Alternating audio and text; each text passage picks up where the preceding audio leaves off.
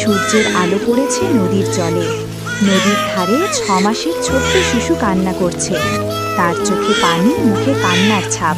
সে হারিয়ে গেছে, পাশে কেউ নেই। নরম বাতাস বইছে, কিন্তু শিশুর কান্না থামছে না। দূরে গাছের নিচে ঘুমাচ্ছিল এক মোটা লাল বিড়াল। ক্যাও। হঠাৎ সেই কান্নার শব্দে তার ঘুম ভেঙে যায়। সে মাথা তোলে, কান খাড়া করে শোনে। মিয়াও, এ কেমন কান্না? মনে মনে ভাবে বিড়ালটি।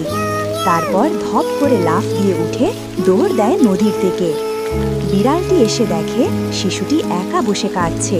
চারপাশে কেউ নেই, না মা, না কেউ তাকে খুঁজছে। বিড়ালের চোখে মায়া ভরে যায়।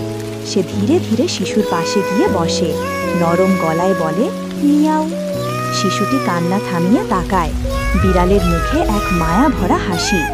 বিড়ালটি ভাবে, এই ছোট্ট মানুষটিকে তো কিছু খেতে হবে, কিন্তু সে কিভাবে দেবে, কোথা থেকে আনবে?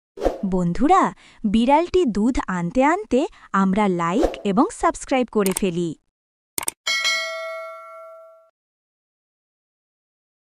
এর দিকে দৌড়ায়, চুপি চুপি রান্নাঘরের জানালা দিয়ে ঢোকে।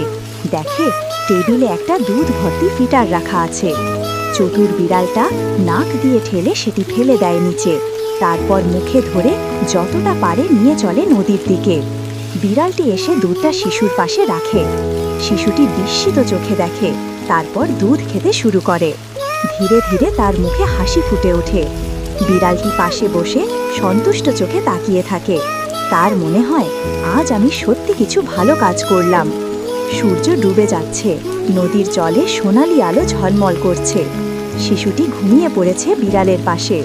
বিড়ালটি তার মাথায় পা দিয়ে আলতো করে চুলে হাত বুলিয়ে দেয়। তারপর চুপচাপ বসে থাকে বাহারায়। চারপাশে শুধু নদীর কলকল ধ্বনি আর মমতার এক গল্প। শিক্ষা, ভালোবাসা শুধু মানুষের মধ্যেই নয়, আল্লাহর সৃষ্টি প্রতিটি প্রাণীর মধ্যেও আছে।